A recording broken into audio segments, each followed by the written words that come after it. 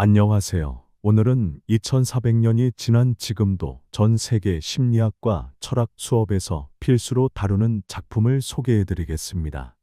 소포클레스의 오이디푸스 왕. 이 비극은 단순한 고전이 아닙니다. 우리의 선택은 정말 자유로운 것인가? 라는 질문을 던지며 프로이트가 오이디푸스 콤플렉스라는 용어를 만들어낼 정도로 인간 심리의 깊은 층을 파헤친 작품이죠. 이 작품은 기원전 426년 사이에 초연되었습니다. 정확한 연도는 불확실하지만 기원전 429년경으로 추정됩니다. 아리스토텔레스는 약 한 세기 후 그의 저서 시학에서 이 작품을 가장 완벽한 비극이라고 극찬했습니다. 왜 그랬을까요? 운명의 역설, 극적 반전, 그리고 인물의 깨달음이 완벽하게 조화를 이루기 때문입니다. 2400년 후인 오늘날까지도 이보다 더 완벽한 플롯을 찾기 어려울 정도죠. 테베의 왕 라이오스와 왕비 이오카스테에게 델포이 신전의 무서운 예언이 내려집니다. 태어날 아들이 아버지를 죽이고 어머니와 결혼할 것이다. 공포에 휩싸인 부부는 아기가 태어나자마자 발목에 못을 박아 산에 버리라고 명령합니다. 오이디푸스 에데푸스라는 이름 자체가 부은 발이라는 뜻이에요. 하지만 인간의 연민이 운명을 비껴가게 할 수는 없었습니다. 목동이 아기를 구해 코린토스 왕가에 입양시켰거든요. 운명을 피하려는 첫 번째 시도가 실패한 순간이었습니다. 성인이 된 오이디푸스는 자신이 양자라는 소문을 듣고 진실을 알기 위해 델포이 신전을 찾습니다. 하지만 그곳에서 들은 것은 부모에 대한 예언이었습니다. 너는 아버지를 죽이고 어머니와 결혼할 것이다. 오이디푸스는 생각합니다. 코린토스의 왕과 왕비가 내 부모니까 그들을 해치지 않으려면 고향을 떠나면 되겠군.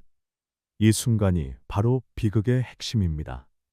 그는 운명을 피한다고 생각했지만 사실은 예언이 실현될 길로 스스로 걸어간 것입니다. 테베로 향하는 길에서 오이디푸스는 마차를 탄 거만한 노인과 마주칩니다. 길을 두고 다투던 중 격분한 오이디푸스가 그 노인을 죽여버리죠. 그 노인이 바로 친부 라이오스 왕이었다는 것도 모른 채 말입니다. 첫 번째 예언이 실현된 순간이었습니다. 아이러니하게도 예언을 피하려던 선택이 예언을 성취시킨 거죠. 테베에 도착한 오이디푸스 앞에 괴물 스핑크스가 나타납니다. 여자의 얼굴, 사자의 몸, 독수리의 날개를 가진 이 괴물은 테베 사람들에게 수수께끼를 내고 틀리면 잡아먹었습니다.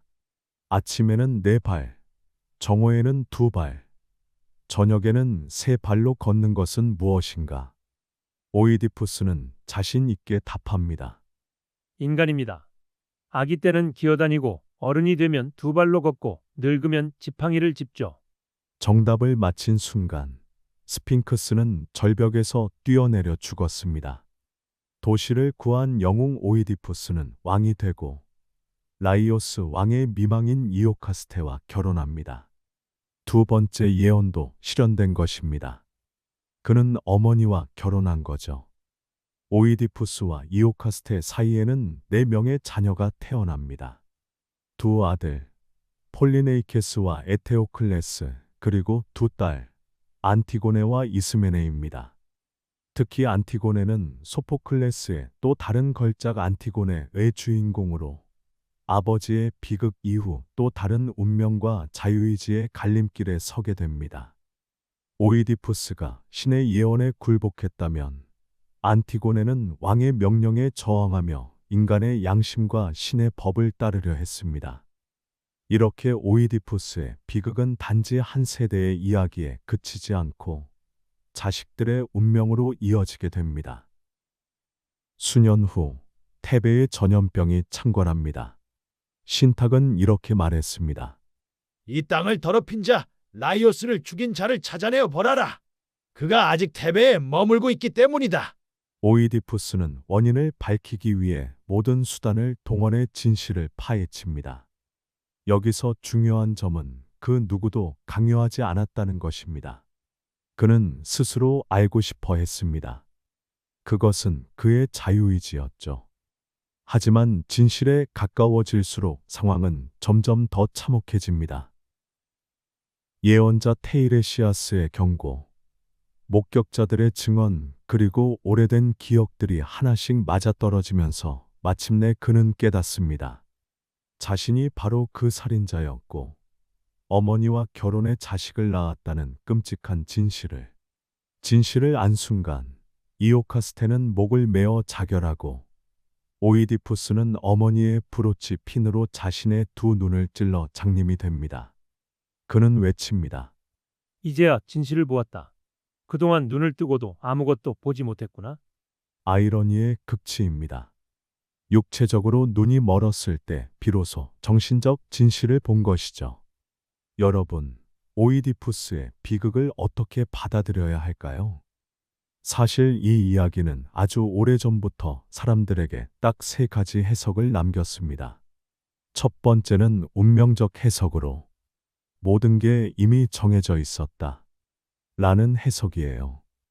델포이 신탁이 말하는 순간부터 오이디푸스는 이미 길 위에 놓여 있었다는 겁니다.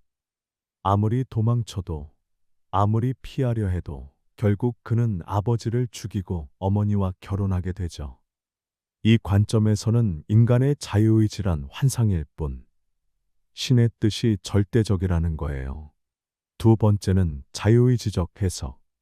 아니야, 그건 그의 선택 때문이야 라는 해석이에요. 오이디푸스는 매 순간 결정을 내렸습니다. 화가 나서 싸울지 말지, 스핑크스에게 맞설지 물러설지, 진실을 파헤칠지 눈 감고 살지. 그는 늘 자기 의지대로 선택했고 그 결과가 비극을 만들었다는 거죠. 만약 다른 선택을 했다면 비극은 일어나지 않았을지도 모른다는 관점입니다. 마지막 세 번째는 절충적인 해석입니다. 상황은 운명처럼 주어졌지만 그걸 받아들이는 태도는 그의 자유였다 라는 거예요. 아버지를 죽인 사건이나 이오카스테와의 결혼은 운명일 수 있습니다. 하지만 두 눈을 찔러 벌을 내리고 유랑자의 길을 떠난 건 분명히 오이디푸스 자신의 선택이었죠. 즉, 운명은 피할 수 없지만 그 운명을 어떻게 받아들이고 살아갈지는 인간의 자유라는 겁니다. 철학자들은 세 번째 해석에 주목합니다. 오이디푸스는 진실을 마주한 후 도망치지 않았어요. 스스로를 벌하고 유랑의 길을 택한 것, 이것이야말로 진정한 자유의지의 발현이었을지 모릅니다. 현대 심리학에서는 이를 자기 충족적 예언 self-fulfilling prophecy로 설명합니다. 어떤 일이 일어날 거라고 믿으면 그 믿음이 행동을 바꾸고 결국 예언을 실현시키는 현상이죠. 만약 오이디푸스가 예언을 듣지 않았다면, 아니면 예언을 무시했다면 같은 비극이 일어났을까요? 우리 일상에서도 이런 일이 벌어집니다. 나는 실패할 거야라고 생각하면 정말 실패하게 되고, 저 사람은 나를 싫어할 거야라고 믿으면 관계가 틀어지죠. 지그문트 프로이트가 오이디푸스 콤플렉스라는 용어를 만든 것도 이 때문입니다. 프로이트는 말했습니다. 오이디푸스의 운명이 우리를 움직이는 이유는 우리 모두의 무의식에 비슷한 욕망이 잠재되어 있기 때문이다. 물론 이 이론은 논란이 많지만 중요한 것은 이 고전이 현대 심리학에까지 영감을 준다는 사실입니다. 2400년 전 질문이 지금도 유효한 이유는 우리는 매일 선택합니다. 직업, 연인, 삶의 방향. 그런데 이 선택들이 정말 자유로운 걸까요? 하지만 오이디푸스는 우리에게 말합니다. 설령 모든 것이 정해져 있다 해도 그 운명을 어떻게 받아들일지는 여전히 당신의 선택이다. 오이디푸스 왕은 단순히 운명에 짓눌린 한 남자의 이야기가 아닙니다. 진실을 추구하는 용기, 책임을 받아들이는 의지, 그리고 절망 속에서도 굴복하지 않는 인간의 존엄을 그린 작품입니다.